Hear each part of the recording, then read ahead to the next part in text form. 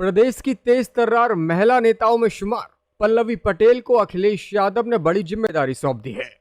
पिछले लंबे वक्त से उनकी पार्टी अपना दल कमेरावादी और समाजवादी पार्टी के बीच खींचतान की खबरें आती रहीं, लेकिन अंततः पल्लवी पटेल ने अखिलेश यादव को अपना बड़ा भाई स्वीकार करते हुए पिछले दिनों बयान दिया था, जिसके बाद सपा चीफ ने यूपी के विधानसभा चुनावों से पहले पल्लवी पटेल के कंधों पर बड़ी जिम्मेदारी डाली है। अखिलेश यादव ने सीधा संदेश दे दिया है कि केशव प्रसाद मौर्य को फिर से पटकनी देने की जिम्मेदारी अगर कोई संभालेगा तो वो पल्लवी पटेल ही होंगी।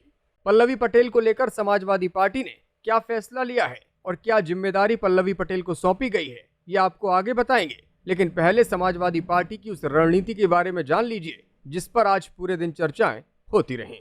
अखिलेश यादव ने एक रिटायर्ड आईएएस अधिकारी को बड़ा सर्वे करने की जिम्मेदारी दी है।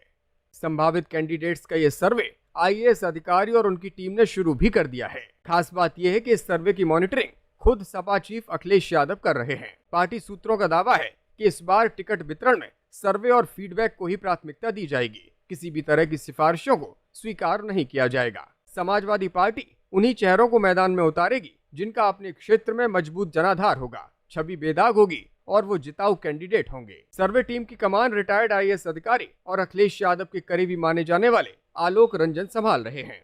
सूत्रों की माने तो आलोक रंजन ने अपनी प्राथमिक रिपोर्ट अखिलेश यादव को सौंप भी दी है। इस रिपोर्ट के मुताबिक गठबंधन में कांग्रेस को 70 से 75 सीटें देने का सुझाव दिया गया है।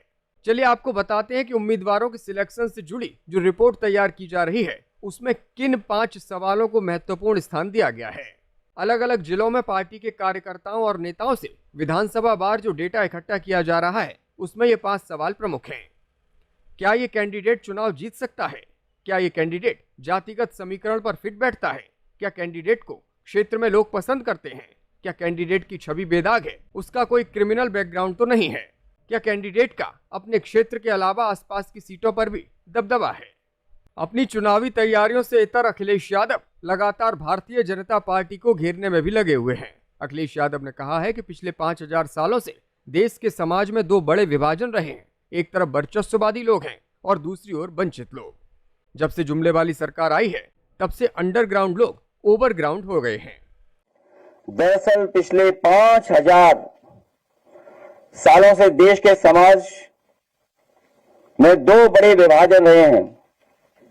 एक तरफ वर्चस्ववादी लोग रहे हैं, दूसरी तरफ वंचित लोग। इनका अनुपात 5% बनाम 95% कर रहा है। बाबा साहेब ने इस भेदभाव और दुख को झेला था, इसलिए उन्होंने सदियों पुराने सामाजिक विभेद को खत्म करने व बराबरी लाने के लिए संविधान में आरक्षण की व्यवस्था की, जो 2014 तक सुचारू रूप से चली। 2014 के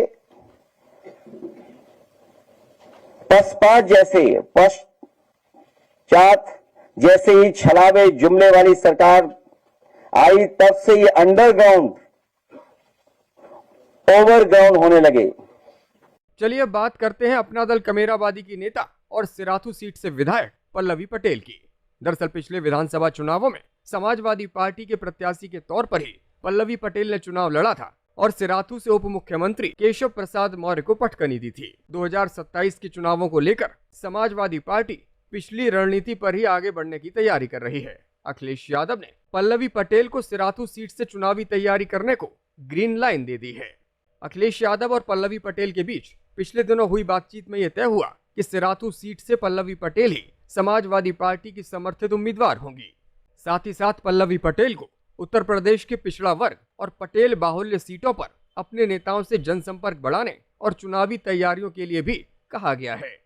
समाजवादी पार्टी पल्लवी पटेल को विधानसभा चुनावों में स्टार प्रचारक की जिम्मेदारी भी सौंपेगी। इसके अलावा वाराणसी की 2 विधानसभा सीटों पर भी अपना दल कमेरावादी को चुनाव लड़ने की मंजूरी दी गई है। 22 के विधानसभा चुनावों में भी अपना दल कमेरावादी ने सपा गठबंधन के साथ अपने 2 प्रत्याशियों को उतारा था, जिसमें पिंडरा और रोहनिया विधानसभाएं शामिल हैं। माना जा रहा है कि पटेल बाहुल्य सीट रोहनिया और अजगरा पर पल्लवी पटेल की पार्टी को सपा चुनाव लड़ा सकती है। पिछले दिनों पल्लवी पटेल ने लखनऊ में हजरतगंज रेलवे स्टेशन पर ट्रेन रोककर बड़ा प्रदर्शन किया था।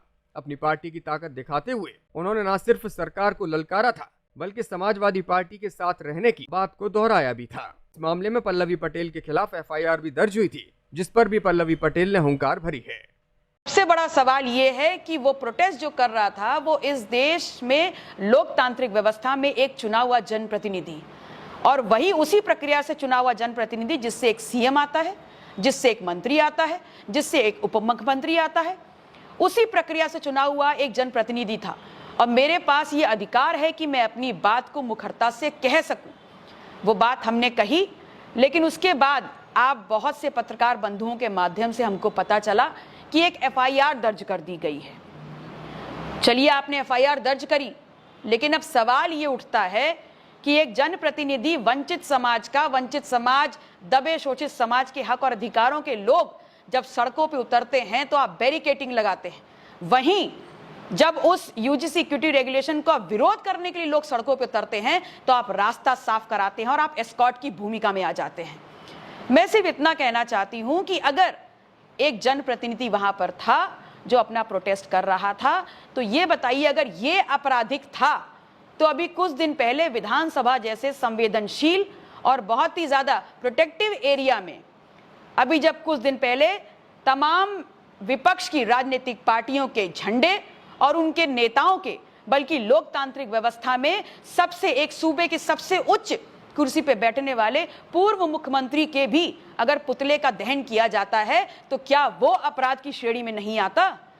अगर भारतीय जनता पार्टी और भारतीय जनता पार्टी का प्रशासन इतना ज्यादा लॉ एंड ऑर्डर मेंटेन करना चाहता है तो बताएं, उन्होंने जहां जहां प्रदर्शन किया है वहां पर कितने लोगों के खिलाफ FIR दर्ज हुई है?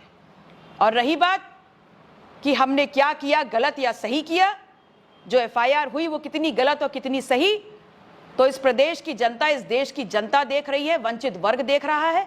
मैं उसका निर्णय समाज पे छोड़ती हूं, वंचित वर्ग पे छोड़ती हूं और न्यायपालिका पर छोड़ती हूं।